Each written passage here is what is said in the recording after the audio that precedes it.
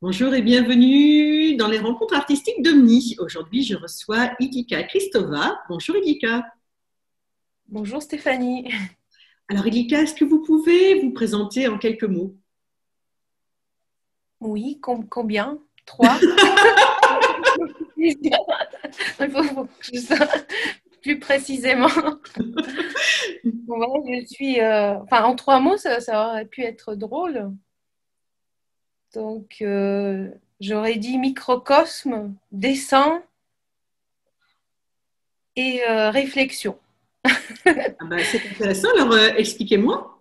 Est-ce que ça Alors, correspond aux trois axes de votre travail?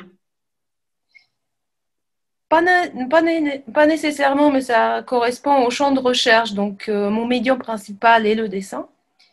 Donc, j'interroge sous toutes ses formes. Donc, ça peut être un dessin, à partir du dessin sur papier, je vais le questionner, le déconstruire en interaction avec la biologie jusqu'à ce que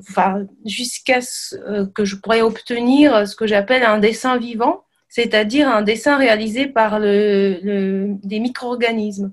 Et donc, tout mon travail s'articule autour de cette évolution du dessin, donc du dessin entre guillemets traditionnel au dessin que j'appelle vivant, c'est-à-dire un dessin élargi et expérimental qui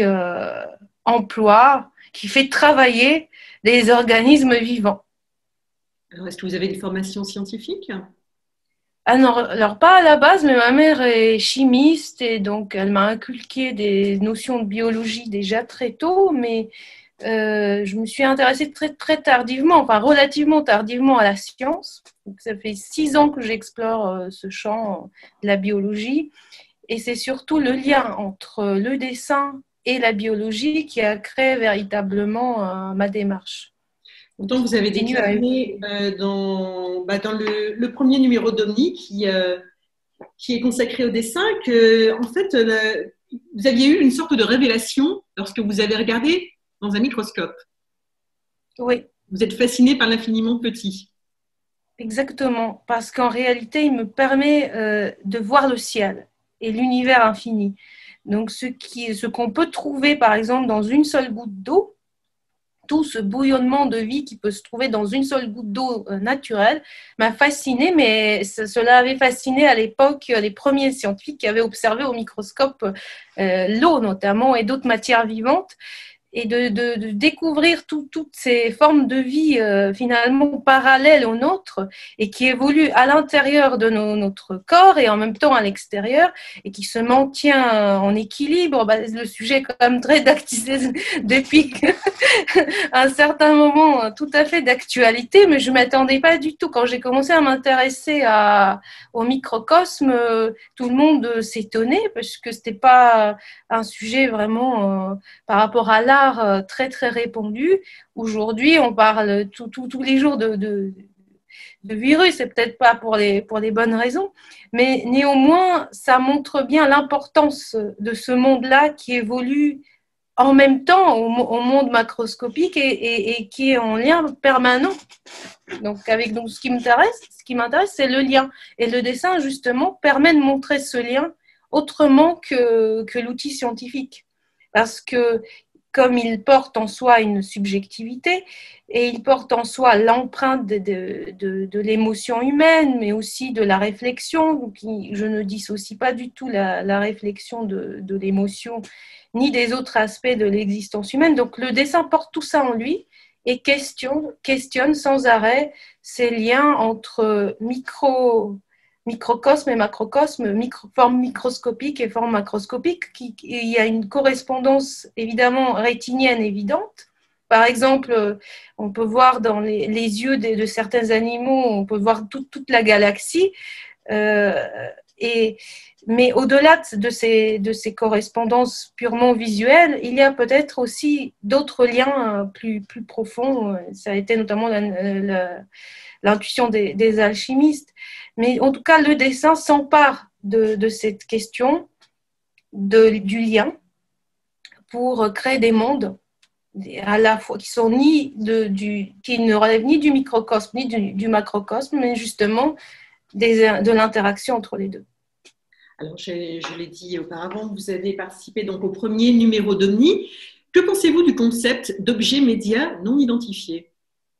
Alors moi j'aime beaucoup j'aime beaucoup cette appellation, justement parce que il y a les mots non identifiés. Donc, j'aime beaucoup les objets qui ne sont pas identifiés. Alors à partir du moment où on commence à vouloir identifier quelque chose ou à le saisir, immédiatement il perd de son aura, puisque il perd de son mystère, il perd véritablement de son sens même. Un objet média qui n'est pas identifié, euh, forcément devrait faire sa route de manière artistique et lumineuse, c'est-à-dire que il sera un peu comme l'élément eau en fait. Il va passer par plein de chemins, il sera là où forcément on l'attend pas. Donc c'est pas quelque chose, un objet qui relève véritablement de ce qu'on appelle aujourd'hui de la communication, c'est-à-dire un objet qui va communiquer des messages, des démarches. Non, c'est un objet artistique. Et en ce sens, on pourrait dire que c'est presque une œuvre en soi, parce qu'il est non identifié. Une œuvre n'a pas besoin d'être nécessairement identifiée. Elle doit être vivante. Et pour être vivant, il ne faut pas être identifié. Donc ça vous parle vraiment. Oui, c'est ça. Alors, en plus de vous être exprimé donc sur le dessin dans ce numéro, vous avez accepté d'illustrer un des cahiers d'Omni avec ce dessin. Alors, pourquoi avoir accepté d'illustrer un cahier tout d'abord? Alors, je trouvais cette idée très, très, très belle dans la prolongation de l'Omni, justement. C'est aussi un Omni, ce cahier, c'est-à-dire un objet média non identifié. C'est une façon de faire vivre l'œuvre, de la prolonger, donc de la multiplier. Et c'est pas parce qu'on la multiplie justement qu'elle va perdre de l'aura, comme le pensait Benjamin avec la reproduction technique. Au contraire, c'est une œuvre qui a été spécialement conçue pour le cahier, donc elle a été recadrée par rapport à son format et elle a pour vocation de faire prolonger véritablement la vie du dessin, mais au plus grand nombre, tout en sauvegardant l'intention de base qui est de parler du vivant. Et ce que j'ai bien aimé avec l'idée du cahier, c'est justement c'est un cahier vierge. Et à chaque fois, il va reprendre l'œuvre d'une artiste en couverture, mais les gens sont libres d'inscrire dans ces pages tout ce qu'ils souhaitent. Donc, ils peuvent inscrire des choses très intelligentes comme des choses qui n'ont aucun intérêt, mais peu importe, ça fait partie de la vie de l'œuvre. Et cette idée que au sein même à l'intérieur de cette œuvre-là, puisqu'elle couvre les pages, la couverture donc couvre quelque part les mots de chacun. Et donc, chacun va se l'approprier involontairement ou volontairement. Et donc, elle va continuer à vivre. Et je suis toujours, pour moi, ce qui m'intéresse, c'est la notion de vie. En fait, c'est comment l'œuvre peut vivre, peut se transmettre de manière pas forcément attendue, donc de manière un petit peu plus originale dans la vie courante, dans le quotidien de chacun, sans pour autant perdre son sens. Donc, ce dessin s'intitule Un coup de gêne jamais n'abolira le hasard. Est-ce que vous pouvez nous en parler? Oui, il fait partie d'une série qui porte le même nom. Et donc, cette série était dédiée aux plantes génétiquement modifiées. Et donc, dans ce dessin, vous pouvez voir certaines bactéries, notamment qu'on utilise pour ce qu'on appelle la transgénèse végétale, c'est-à-dire les bactéries que l'on utilise pour créer certaines plantes génétiquement modifiées. Mais en fait, il montre, ce que j'ai souhaité surtout questionner par cette série de dessins, c'est que la vie va toujours dépasser les calculs scientifiques, puisqu'elle est toujours plus complexe et donc, on ne peut pas forcément tout prévoir. Et est-ce que ça fait partie du hasard ou pas? Je ne sais pas, mais en tout cas, il y a toujours une part que moi j'ai appelée le hasard, mais c'est pas forcément le hasard, c'est parce que c'est infiniment complexe qui va nous dépasser. Donc, l'aspect vivant dépasse toujours, et mes dessins débordent toujours du cadre. Même ceux qui sont créés avec des micro-organismes vont toujours surprendre. On ne sera jamais... là, par exemple, vous ne m'avez pas fourni les questions en avance parce qu'il y a toujours cet aspect vivant et cet aspect dû un petit peu qu'on appelle le hasard et qui fait le piment aussi de la vie. Et je pense que l'art doit être à cette image, doit se plier à cette image de la vie, de ce qui déborde, de ce qui surprend sans cesse. Et concrètement, comment vous travaillez? Vous travaillez avec un microscope? Oui, oui, oui, oui. Concrètement, j'ai des microscopes dans mon atelier, mais qui ne sont pas des microscopes véritablement utilisés par des scientifiques.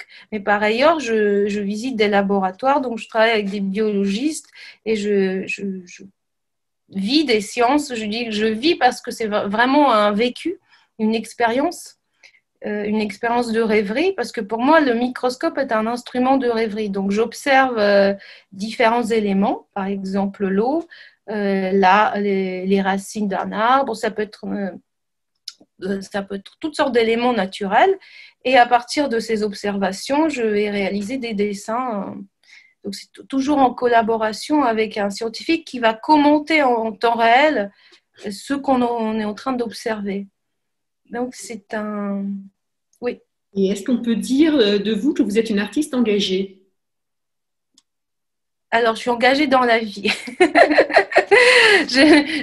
Pas politiquement, c'est-à-dire que ce terme d'artiste engagé, moi, me dérange dans la mesure où il englobe un tas d'artistes qui se disent engagés ouvertement et qui transmettent, par exemple, des messages.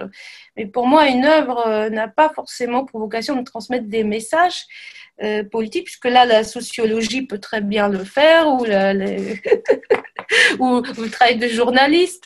Ça doit être quelque chose qui dépasse cette dimension strictement sociale. Et ça ne veut pas dire qu'il ne peut pas y avoir une telle dimension, évidemment, ce n'est pas ce que je dis. Mais je pense que, par exemple, la poétique, et là, dans ce cas-là, je me serais engagée dans la poétique, peut parfois être plus engagée, même si on ne se dit pas ouvertement, enfin officiellement engagé. Une œuvre qui n'a pas cette prétention, parfois peut être beaucoup plus proche d'un engagement, même politique, qu'une œuvre qui a cette prétention-là, en tout cas à cette étiquette. Donc, tout dépend de l'œuvre et du contexte, mais... Non, je suis partie en fait de cette œuvre que vous avez qui va illustrer donc un des cahiers d'Omni parce que vous dénoncez quelque part les OGM. Alors justement, oui et non. En fait, c'est une question scientifique où il y a énormément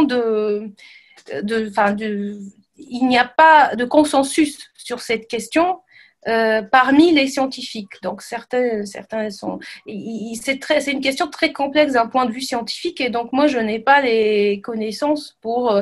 Déjà les scientifiques ne peuvent pas le faire. Alors moi, vous imaginez encore moins, je pourrais dire que je suis justement contre les OGM avec cette œuvre. Et c'est pour ça que. Alors j'aborde cette question qui est oui, c'est vrai que c'est une question importante, sociétale, et qui a fait un débat, mais pas pour être pour ou contre, mais pour dire que la vie, finalement, nous dépasse toujours, elle dépasse également les scientifiques qui ne maîtrisent pas tous les paramètres, et quand on joue avec la vie, on peut s'attendre à tout. Et puisque le sens est finalement dans le lien. Par exemple, quand on va... L'œuvre que j'avais montrée avec les micro-organismes dans ce cadre prévoyait... était une métaphore de cette technique de transgénèse végétale, montrant bien que c'est pas parce que les qualités de la plante sont pas vraiment modifiées, que c'est pas dangereux pour la plante, que cette action ne sera pas peut-être risquée pour l'environnement, puisque un tas de choses peuvent se passer. Elle peut rentrer en connexion avec des micro-organismes, avec des insectes, etc. Et donc, quand on modifie un tout petit peu les gènes d'une plante, eh ben, c'est pas pour elle-même, ce sera pas forcément dangereux, elle ne changera pas radicalement son aspect, mais comme elle est en lien avec tout l'environnement, eh ben, ça risque de provoquer des situations qu'on n'a pas nécessairement prévues. Et donc, c'est toujours cette idée de dépassement et de complexité de la vie, plutôt que d'avoir des opinions tranchées ou d'être pour ou contre les OGM. En fait, ça fait, oui, c'est ça, la vie est toujours plus complexe. Je pense qu'il y a toujours plus de nuances que tel ou tel avis. Alors, Edlika, une dernière question. Omni considère la parole des artistes comme un patrimoine. Qu'en pensez-vous? Oui, dans ce cas-là, j'imagine que c'est comme un patrimoine vivant, puisque c'est une parole vivante récoltée. C'est ce que nous sommes en train de faire là. Et oui, je rajouterais dans ce cas-là patrimoine vivant, puisqu'il est vrai qu'on n'entend pas beaucoup les artistes s'exprimer peut-être en dehors d'articles de manière totalement spontanée. Et en ce sens-là, il y a un vrai patrimoine à construire et à déconstruire et à reconstruire aujourd'hui pour voir que derrière finalement les œuvres, il y a des pensées, il y a des vies qui forment, qui construisent, qui sont souvent beaucoup plus intéressantes finalement que des fois que l'objet en soi. Donc toutes ces paroles sont en ce sens vraiment un patrimoine, oui, un patrimoine de la création. Je sais pas comment. Merci beaucoup, Edlika. Ben, merci à vous.